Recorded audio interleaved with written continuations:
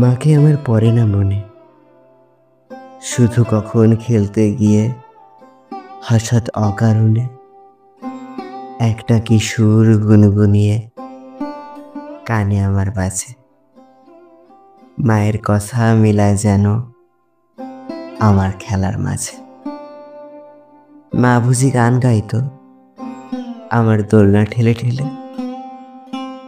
মা গিয়েছে, যেতে যেতে গানটি গেছে ফেলে।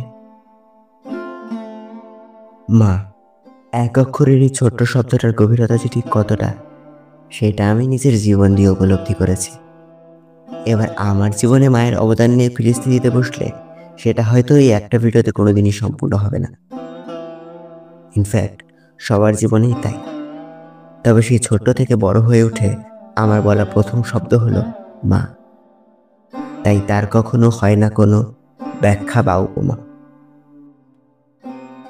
মাকে আমার পড়ে না মনে, শুধু যখন আশ্বিনেতে ভোরের শিউলি বনে শিশির ভেজা হাওয়া বেয়ে ফুলের গন্ধ আসে, তখন কেন মায়ের কথা আমার মনে ভাসে। কবে বুঝি আনতো মা সেই ফুলের সাজি বয়ে, পুজোর গন্ধ আসে যে তাই মায়ের গন্ধ হয়ে। দেখবে অনেক সময় মায়ের সাথে আমাদের ঝগড়া হয়, কথা কাটাকাটি হয়।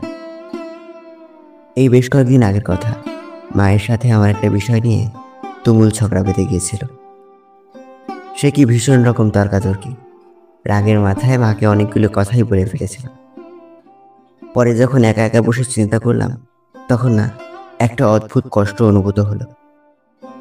রাতের পর রাত এই জন্য আমি কুমড়ে কুমড়ে কেঁদেছি। আর ভেবেছি, শুধু কি আমার একার দোষ? মায়ের কি সত্যি কোনো দোষ নেই? দিনের পর দিন মায়ের সঙ্গে কথা বলিনি, সবকিছু ছিল, তবু যেন কিছু একটা ছিল না। তাও নিজের মনকে বুঝিয়েছি যে আমি কিছুতেই আত্মসমর্পণ করব না।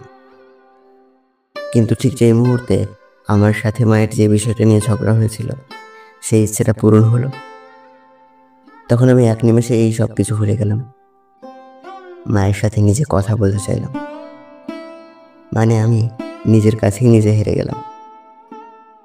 কিন্তু তখন আমার মা বেঁকে বসলো। এটাই অবশ্য স্বাভাবিক। মনে একরাশ কষ্ট নিয়ে আমাকে বলল, আমাকে তুই আর কোনোদিন মা বলে ডাকবি না। এতদিন যখন আমাকে তোর প্রয়োজন পড়েনি, এরপরেও আশা করি পড়বে না।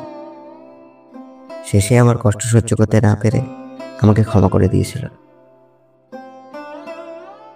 মাকে আমার পড়ে না মনে, শুধু যখন বসে গিয়ে শোবার ঘরের কোণে জানলা থেকে তাকাই দূরে নীল আকাশের দিকে। মনে হয় মা আমার পানে চাইছে অনিমিকে। কোলের পরে ধরে কবে দেখতো আমায় চেয়ে, সেই চাহনি রেখে গেছে সারা আকাশ ছেয়ে। জীবনে মায়ের অভাব পূর্ণ করাটা বড়ই কঠিন। আমার বাবা মারা গেছে আজ থেকে প্রায় 5 বছর আগে। তখন আমার ভাইয়ের বয়স মাত্র 2 বছর। ওর পক্ষে তখন কিছুই বোঝা সম্ভব নয়। হ্যাঁ, আমাদের মতো তখন ওরও একটু একটু কষ্ট হয়েছিল। তবে আমার মনে হয় সময়ের সাথে সাথে তার অভাবটা আমি আর আমার মা মিলে একটু হলেও পূরণ করতে পেরেছি। তাই বাবার অভাব পূরণ করা সম্ভব, কিন্তু মায়ের অভাব কখনোই না।